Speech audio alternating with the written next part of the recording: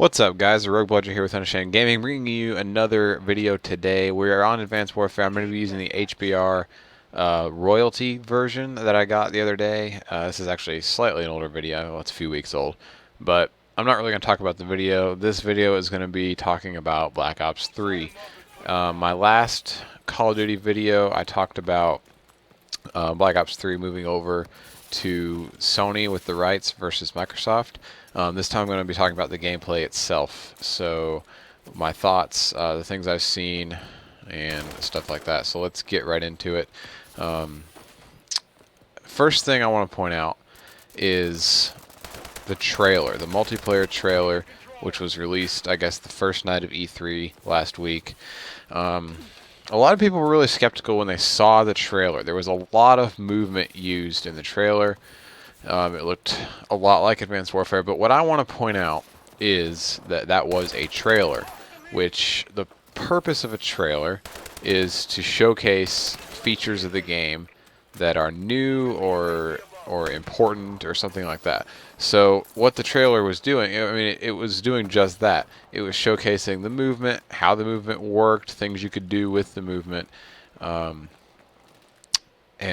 it kind of scared a lot of people. But then watching gameplay from E3, I noticed that I don't think I saw actually, I'd say almost every gunfight and kill I saw was in the traditional style, on the ground, you know, shooting around corners like you're supposed to do. Just a normal gunfight was most of the kills I saw. Maybe like one that I can think of that somebody killed somebody else with like movement. Really, even then, really though, it was more just a gunfight type situation rather than a movement situation like you get constantly in Advanced Warfare. So I don't think the movement is going to be a very big problem for me in Black Ops 3. It looks like it's tweaked, and it's going to continue to be tweaked until it's perfect. And that's something I have faith in, which is good. And moving on from movement, I want to talk about the different characters and the different, you know, specialists and things like that you can be in the game. So there's 9 specialists that you can be, which is basically like a class or a character.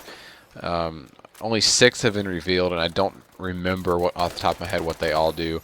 But each specialist has their own special ability and special weapon. For example, there's a character who has basically a one-shot revolver. It's a really high-powered revolver, kills in one shot, and that's their special weapon. And that's only, I mean, they only get 6 shots with that, I believe. So it's not like you're going to be using it constantly. And to get your special weapon, it's kind of, I think it's kind of like a specialist ability. Think Modern Warfare 3 specialist, where you would have each kill add up towards the specialist streak that you were calling in. So you're not going to have people you having all the time. Maybe you'll probably get, I would say people will get their specialist abilities probably once per game or something like that, or their specialist gun. I'm not sure exactly how you get it necessarily, but it's not going to be like all the time people are just using their specialist stuff. So that's one of the weapons. Another one's a bow, kind of like a crossbow. It has an explosive arrow. One guy's got like a minigun in his arms or something like that. And then you've got specialist abilities. One of them is things like it's a pulse that lets you see. It's kind of like the Oracle mode from Ghosts. It lets you see people through walls, but it's not, the range isn't very far, and when someone is using it on you, you know when they're using it on you. You know when they've pulsed you or whatever it's called. Another one lets you go back in time 2 seconds, so you don't change like the whole game. You just go back to where your character was 2 seconds ago. So that could be interesting in how that would play in different objective game types. That's just a little bit about the different specialists. But the maps are all 2-story, and they're all 3-lane. At least every map that was showcased at E3, every map that I've heard from Treyarch, From everything I've heard, I think Treyarch said every map was 2-story. It didn't have any like 3-story jumps like Advanced Warfare does or anything like that. It's all 2-level maps. And every map that everyone has seen that I've heard of has been 3-lane, which is the classic Call of Duty style. Not so much in Advanced Warfare, but especially you can see it in Black Ops 2. Pretty much every map is 3-lane in Black Ops 2. You know, you've got I don't know, can't even think. Raid, for example, has, you know, right at the middle, the pool, and the ring side. So maps like that, that's what I mean by 3-lane. They've just got 3 main ways to go. So you're not really going to get flanked that much like you are in Advanced Warfare. Because in Advanced Warfare, you can go over the map, under the map, through the map, all sorts of places with your movement. And people are just behind you all the time, or above you, and stuff like that. And that's not going to be an issue, I don't think, very much in Black Ops 3, because they're returning to that 3-lane, 2-story, straightforward map style. So you know more or less where you need to go, where the enemies are going to be. All in all, the things I've seen look great. I'm really excited for Black Ops 3 at this point.